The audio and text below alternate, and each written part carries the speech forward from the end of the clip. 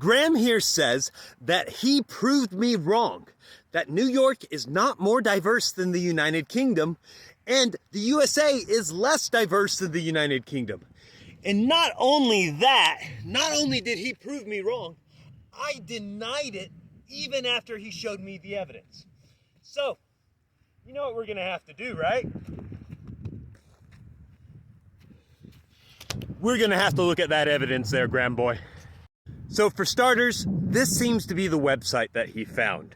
It ranks the top 10 most culturally diverse cities in the world by the percentage of foreign-born residents in that city.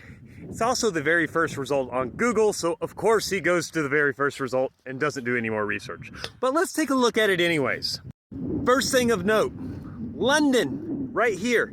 It's actually ranked at number 9 on the list. Now ignore the fact that there's an advertisement right there, but it's 9th on the list. Number 10 was Amsterdam. We haven't got to any American cities yet. First American city, Los Angeles. Los Angeles is number 8, right ahead of London. So we already have one American city that is more culturally diverse than the United Kingdom's most diverse city, London.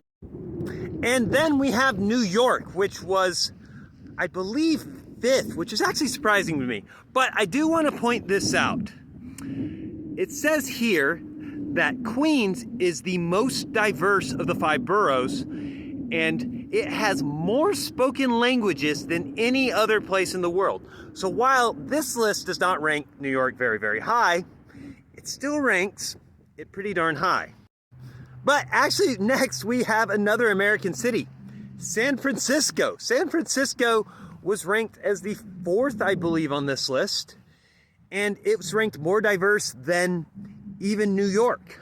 But let's go ahead and look at see who got the most diverse. According to this website, Toronto is the most multicultural city in the world, with about half the population born outside of the country. And they make this claim that Toronto is the most diverse country in the world. But I decided not to stop there. I wanted to check some other sources to see if we have some other evidence or even possibly different metrics to decide how diverse different countries are. So how about we go ahead and take a look at some of them as well.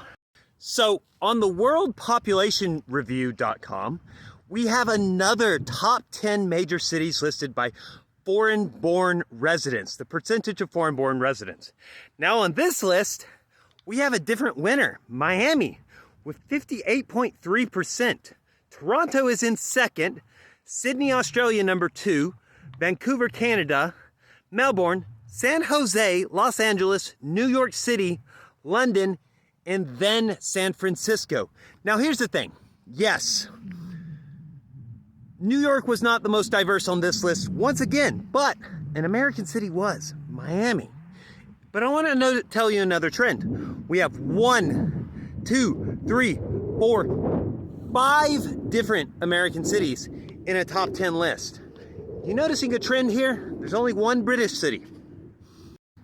But that's not the only metric we can use for diversity in a different city. We can use the total foreign-born population within a city.